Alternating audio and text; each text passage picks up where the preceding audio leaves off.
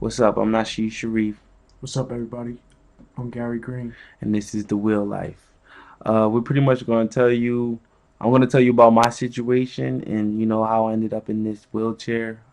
Gary's going to tell you his situation, how he ended up in the wheelchair, and this is going to be the Will Life, the first episode of Will Life. My situation started on January 1st of 2004, which is of course the New Year's. I happened to be coming from a bar with some friends of mine, and we discovered that some characters happened to be following behind us in a car with the lights out. And once we realized that they had actually been following us, because you can't really tell if a car is following you with the lights out, but once we realized that, uh, we turned around to try to make sure and double check that they were following us. And we realized that once we got on a main strip, that they obviously knew us or something about us. So once they pulled up to the light, some words were exchanged, and before I knew it, shots were ringing into my car. I happened to get struck in the neck, and but after I got struck in the neck, I happened to duck down in the seat, and while had got shot, two of my other friends had got shot as well. It was four of us in the car in total. Three of us got shot. I actually got it the worst. I got shot in the neck at the C4 level, which is technically right at your shoulder blade level. So I was pretty much paralyzed from the shoulders down. I didn't realize that at first, but I did realize that I had been shot. And like I said, trying to come out of that situation, we happened to drive maybe 2 or 3 blocks, and before we knew it, as the gunfire had let up, we got to the next light, and little did I know it was a ambulance there with no lights. Just happened to be waiting for the light to change so they could go.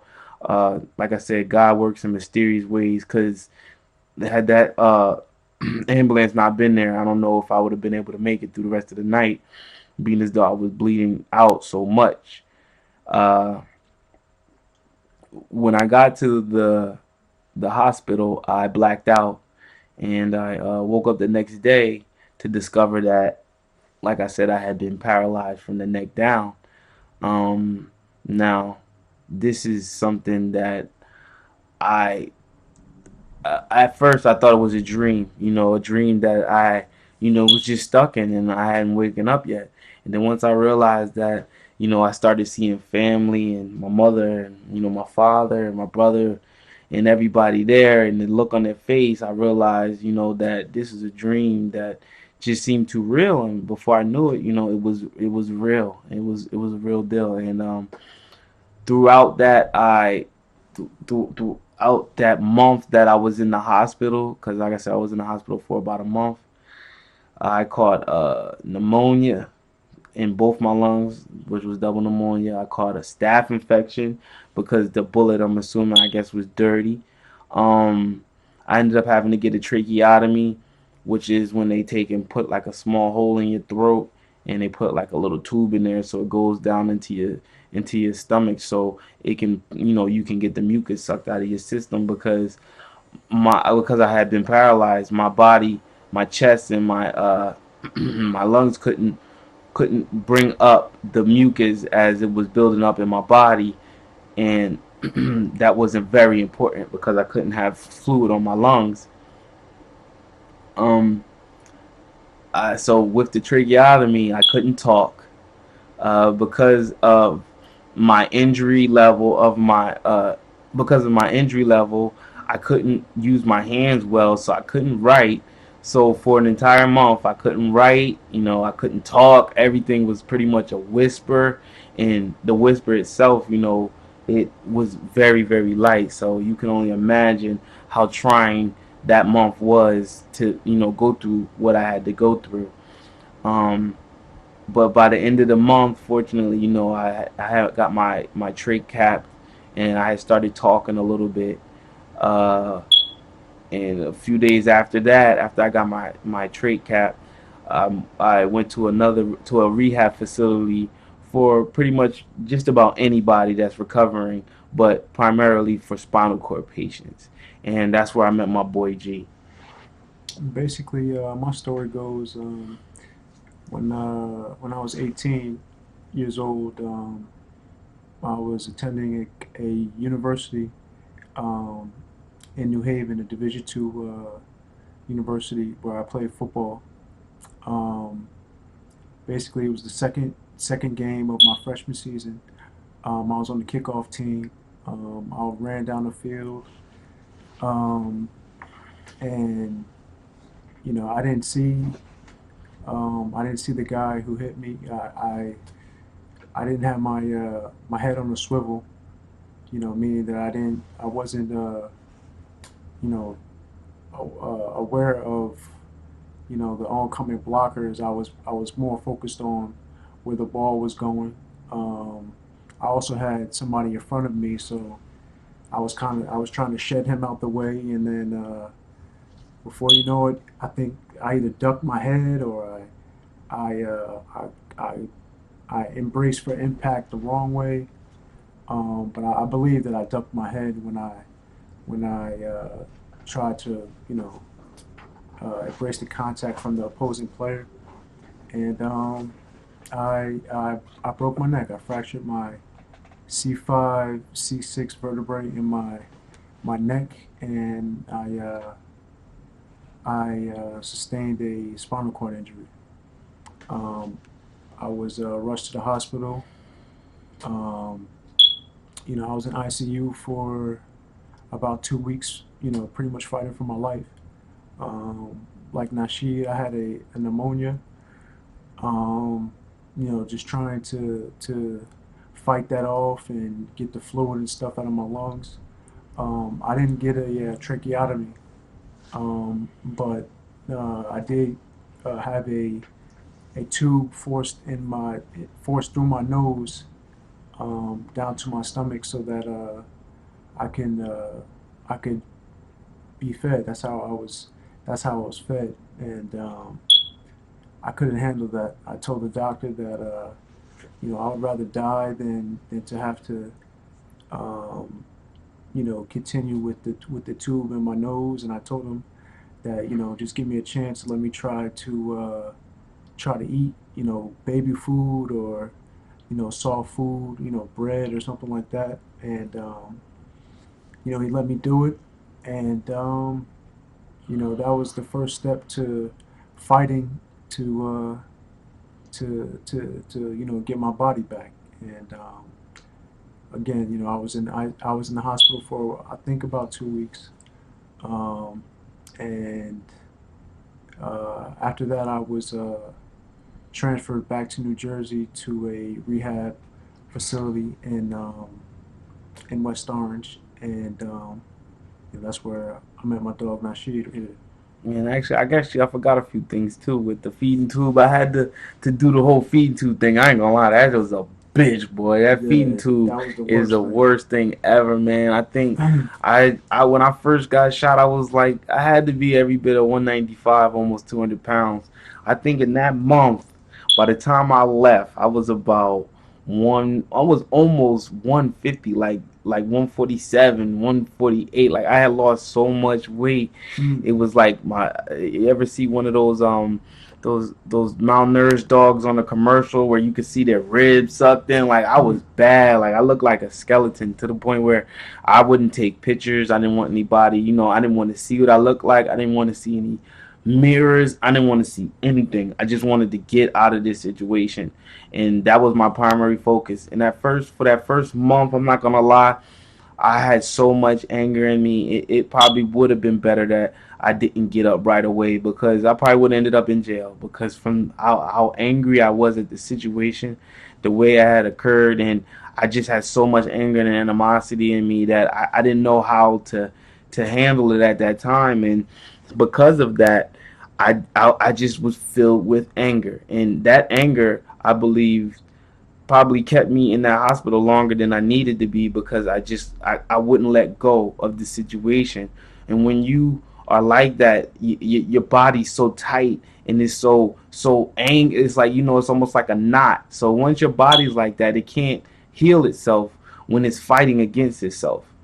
So once I got over that, it took me a long time to let that go, but I gradually, got better, and it, of course, it all gets easier as time goes.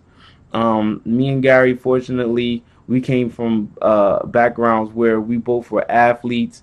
So being in this situation, I think it was easier for us being in therapy. Like, therapy was more natural for us. Therapy was something that we wanted to do, that we Yeah, looked you look forward forward to to, doing because that's something that made us feel like normal again, like almost like we were back, doing 3 a days and football practice and stuff like that. Maybe not to that extent, but you felt like you were working. it. You Yeah, felt like you were accomplishing something, and I feel like that was what brought me and him together. Like, the fact that we both like to work hard, and and like they say, real recognize real. I mean, when I seen him the day that I met him, he was working hard, and I mean harder than anybody in his situation. Even though our situations were similar, as far as the spinal cord injury, the levels of it was different. So our bodies were affected in different ways, similar but still different ways, as far as like strength level and balance and things like that. But just to see what he was doing at his point in time, he wasn't supposed to be doing it. And to yeah, see what I was doing at my point in time, I wasn't supposed to be doing it. yeah, And most definitely. today we're doing things that, people in our situation aren't supposed to be doing. But at the same time, it's It's because we never enough. refused. It's never Exactly. It's enough. never enough. You always want It's more. almost like you You got a always want more. tapeworm. Like, you just constantly hungry. You never You just you want to never get better. full. And And go well, ahead. just real quick, I think you had said that you had gotten your level was C4 when you got Yeah, hurt, yeah. but just for everybody out there, well, what's your level now? What It's would a it be considered? C now. It's a C, what, C7, C7. Yeah. C7 in the Asia So class. That's like how that depends on how your body, pretty much is still moving. If you still have, muscles triggering and yeah. things like What is that. your Asia? I What's your think Asia it's I scale? think it was Asia C. hold on, C7 Asia B. Asia B. So that's incomplete. That's incomplete. So that Yeah. means it's still, things coming back years Yeah. down the Like line. your spinal cord wasn't severed, And G, you're but incomplete too, though, right? yeah, yeah, Yeah. I So incomplete. that's why, I mean, that's It's like a I lot of said, hope, it's a man. You lot of just need hope. something to hang on to. We with technology, the way the technology is now, it's amazing. Some of the stuff that I see that they're doing, and I'm excited about it. I mean, I'm not gonna lie. Unfortunately for me and G, I feel like if the both of us had came from situations where we had unlimited funds, I think we both would not only be in a better physical state, but I think we probably both would at least be in some state of walking by now, because with the money is so important, because of the apparatuses, the expenses of some of this medical stuff is ridiculous. If I Yeah, could tell you the money that they charge you for some of the things that you would think is so minute, like you go to the emergency room and it's like $25 for an aspirin, or you going to get a gauze pad and it's like $15 for a gauze pad. yeah, Like, I mean, this stuff is ridiculous. And for somebody in our situation that's already off of fixed income, we can only get the bare minimum of what that is. I mean, now I'm really getting into another episode, so I'm not going to get too much into this, but this is what we're going to be talking about. The things that's going on with us right now, that would be a lot easier if our if our insurance or our government could just make things a little bit easier for us. It seems like things are easier for people with a normal body and harder for us to make it out of this situation. yeah, It's like you go to therapy for 6 months and then they discharge you for the next 6 months. It's 12 months out of a year, you know. And so if you have to go back home and you can't go to therapy for another 6 months, what's going to happen? yeah. You're back to square one. Back to But square I will one. say, I mean, as far as when it comes to me, my circumstance, my situation, I can honestly say that. Even if I had unlimited funds, or was rich, or anything like that. Um, well, Nashid is right. You It would never make know, it would man. make things easier, Yeah. but I know for me personally, I've just been dealing with a lot of mental things. I've been injured since I was 18. I'm 29 now. Hmm. Um, you know, it's just been through the past year to where I've, actually decided on and wanted to change my attitude, and not letting my attitude, not letting my circumstances dictate my attitude about life. Because living with a spinal cord injury, and being, um, not able to do for yourself, and having to depend on others. It's something that affects you so much psychologically that, it can really deter you from wanting to live life, and want to live life, and want to embrace life and the challenges that life has to offer, um, offer and throw your way. So, I could speak from personal experience that, um, living with a spinal cord injury is so much more than just the lack of mobility. Um, you know, when you have a spinal cord injury, it affects your neurological system. It affects your bowel system, your the ability to pee, Pee and on your and, own. and, and and move your bowels. Shit on your Um, own. it affects, you know your reproductive system. Yeah. For me, just my confidence was shattered. I'm still trying to, I'm working on that, day by day, but it's a struggle. Being an athlete, and then, I'm not going to sit here and say that I was a big time athlete. I was a Division one A player, or Division one double A player.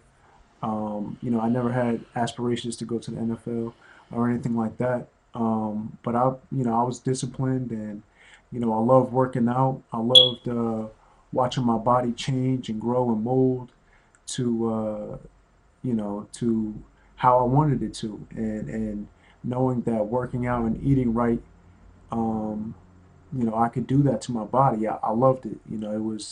It was like a drug. It was like a high.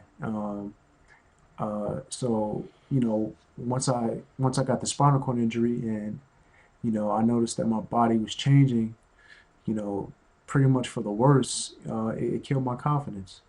Um, the biggest thing that I had to deal with being an athlete, and I'm sure Nashid can attest to it, is knowing that with the spinal cord injury, it takes a lot more than just your will and your want to get better and working out.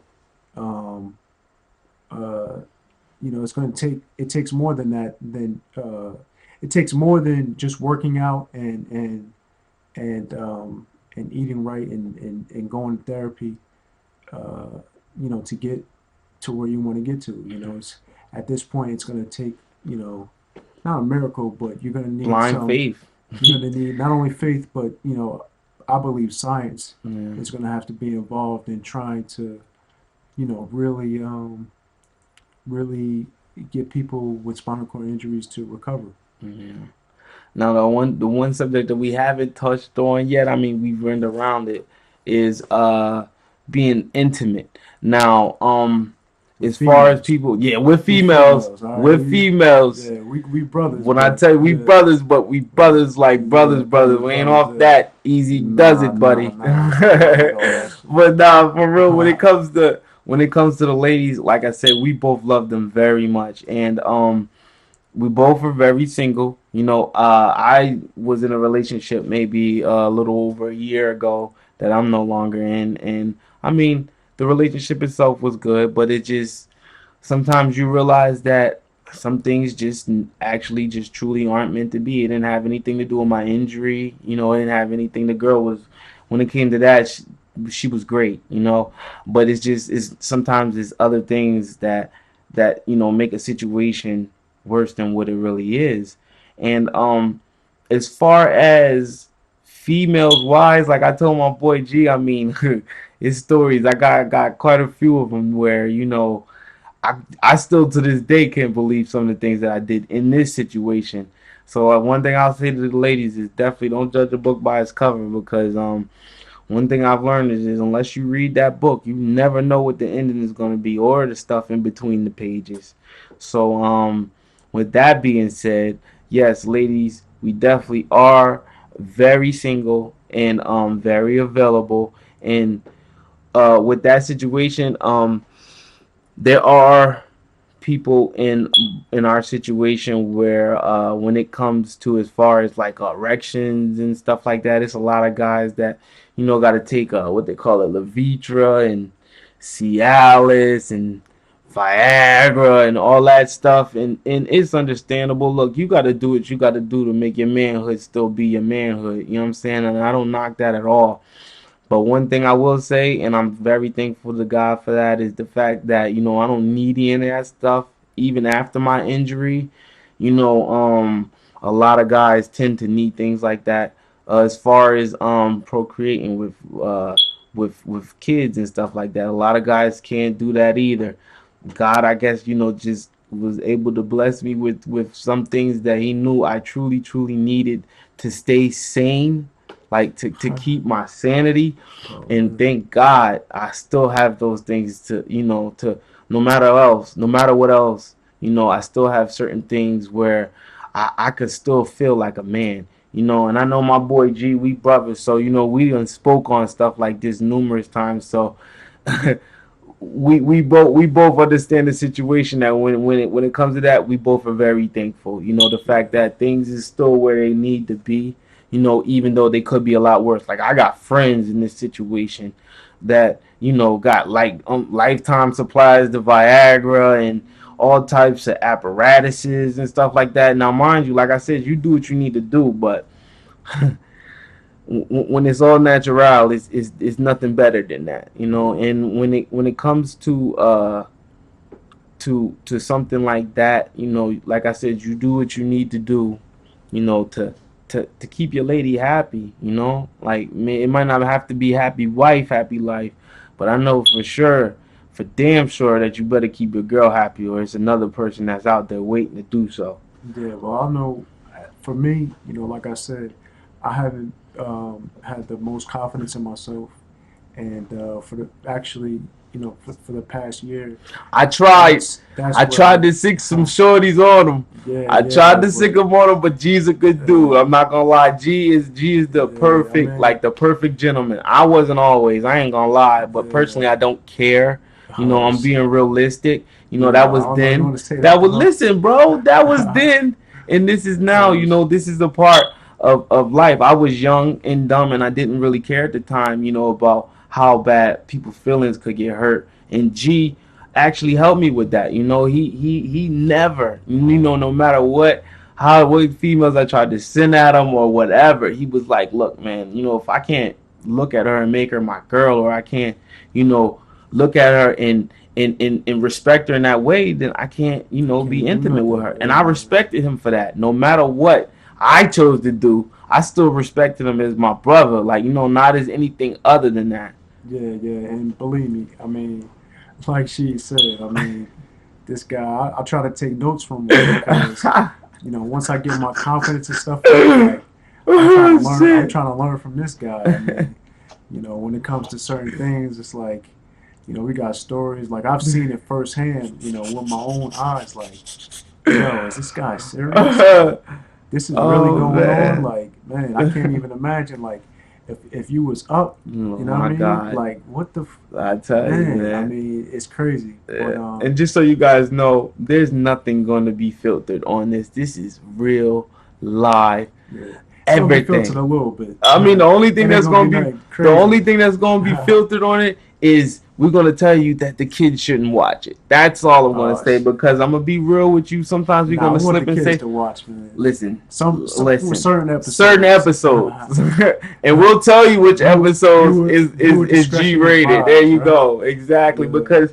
I'm gonna be honest with you, if we didn't talk to you this way, we wouldn't be us. You know what I'm saying? Because when we first decided to do this show, that's the first thing I told you. You know, we can't make this a show that isn't real. Like, it's a lot of reality shows out there where things is fabricated. You know what I'm saying? People saying things that ain't not only aren't real, but aren't, that's not happening at all. Like, this is real, 100% in your face. Like, everything we doing is real. If that's how I feel at the moment, like cursing, I'm cursing.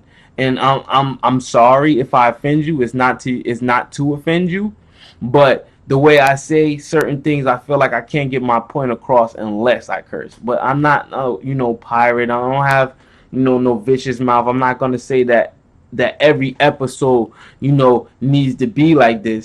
But some episodes will be, and like I said, there will be episodes where it's gonna be PG-13. The kids can watch those episodes, but most of these episodes, I like I say, I would suggest that you keep it on an adult basis because you wouldn't let your kid watch Love and Hip Hop, no matter how they might take some of the cursing out of it. Yeah, but You still this ain't no shit like no, that. I'm just saying in general. It's no cursing in Love and Hip Hop. It's no cursing in the Housewives of Atlanta and stuff like that. They bleep it out, but still, you wouldn't want your children to watch those shows. That's my Right. point. You know what I'm saying? Like even if I'm cursing or I have bad language at the moment, regardless of the situation, it's reality. Like this is how we are. When you're gonna see us going to therapy, you're gonna see us dealing with some type of intimate issues when it comes to maybe like going to the bathroom. It's gonna be a lot of things that you guys are gonna see that's real, 100%. And there's not a show out there right now, I promise you, that is gonna be as real as we are because we feel like at this point in time, like the public just needs to see really what's going on in people in our situations. You just see a person rolling down the street in a wheelchair, you have no idea the things that this person has to go through, not just in his life but every day of his life until he gets out of that situation. And even after that, it's a Absolutely. lot that that person has to deal with mentally, physically, spiritually. People lose faith in their God dealing with this because Hmm. you don't know what's going to happen from one day to the next, and you wondering why this person, Or you're or blaming your yeah, God. why this has happened to you. And people say God speak to you. Yes, he does speak to you, but some people can't hear him. You know what I'm saying? Some people are so angry that their ears is clogged that they can't hear him. And sometimes it takes time, it takes patience, it takes a lot of effort. And Absolutely. this I'll, is I'll I'll say, I just hope that the basic premise of the show is to, inform,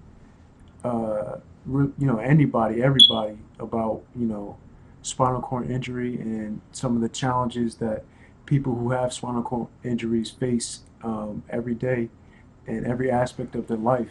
Um, also, I hope that, this could be a show where, we can share information or not necessarily information, but we can inform you. well, yeah, all We right, just yeah, want we to can inform the inform you public. about We want you what's guys to. going on. If you have any questions that you might want to ask about us or people that have spinal cord injuries, If you have know um, somebody that has a spinal cord yeah, injury, you want to find and you something want to find about. something out, or you don't want to ask them, but you might think that, or you think that we might know, please just feel free to shoot us that question. I'll Mm-hmm. be more than happy to try to answer it for you the best way we know how. If not, researching it and letting you know, or telling you to Google something or something like that. But we're basically just trying to keep it 100%, a million percent real with you always, and and just really just let people know that having a spinal cord injury, it's Still life after it's it. yeah, exactly. It's it's it And not hurts. not all people with not all people who have spinal cord injuries. I'm sorry, not all people who are in wheelchairs have spinal cord injuries. They might have other, you know, ailments or complications from Disabilities, disabilities from, multiple sclerosis or cerebral palsy or um, muscular dystrophy. spina It's all bifida, types of spina stuff. bifida. Yeah, I mean, there's so many different, disorders or diseases or, injuries that could cause somebody to, basically live their life in a wheelchair. So, um, we definitely just want to inform you the best way that we know how to, um, and just keeping it everything authentic, and there's going to be days where you're going to might feel mad or angry about something, and then there's going to be days where we feel happy and energetic and just wanted to share with all. So hopefully you guys like what you see, and just Look forward to seeing you guys soon. yeah. This is definitely, like I said, this is one of many to come. We really just wanted to introduce ourselves to you guys, get you used to seeing our faces, because it's going to be plenty, plenty more to come. We also have interviews with family members, friends coming up. Like, it's a lot we got planned for this show. All we ask is just that you watch and, take a look, see if it's something that you might like, if it's something that you saw that you think, like my boy said, that you might feel as though we need to address better, or we might need to look at it a different way. We want your Don't input be and afraid. your suggestions as Yeah, well. we where it's like a open situation where it's an open convo, Open forum. an open forum. There we go. We want you guys questions. This is just two young guys who are trying to make the best out of our situations, and really looking into reaching out to the public and reaching out to anybody dealing with anything, not just a spinal cord injury, but any troubles or any problems that they see in their life, and you know they just want somebody to talk to, or they want to see two guys who face real physical challenges, mental as well, but mostly physical, and how we deal with them.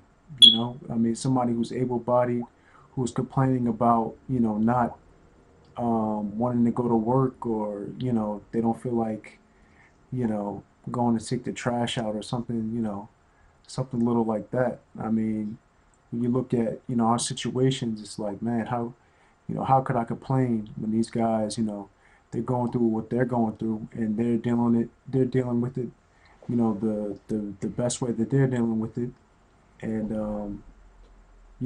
they're just trying to live life and not have life live them. There's such a difference between being alive and living, and it's taken me 10 years to realize that, and I finally, through the past year, I'm finally wanting to reach out, and you know and not let my attitude, be in the dumps, and not letting my circumstances dictate my attitude is basically what I'm trying to say. So, with that said, I look to see you guys soon, stay like I said, tuned. and we'll be catching up to you. Anybody that is looking to get in contact with us, or try to touch base, you can contact me at Nashid Shareef at motivation underscore dash 420 on tweet, and my boy G is on Facebook. Uh, Yeah, I don't. I'm new to the whole social media thing, so You got to give me a little bit of time. But It's okay if he's not ready for that yet. I'm Motivation Shareef on there, so we need to touch base with everybody so you guys can send feedback to us. So if you want to send any kind of feedback and you can't get in contact on the website, like I said, I sent you the tweet information. And if you want to get in contact with me on Facebook, it's Motivation Shareef. My boy G, when like I said, when he's ready, he'll touch bases and you guys can be able to contact him from there. Until then, just look forward for the next show. Thank you. God bless. Much love. Peace.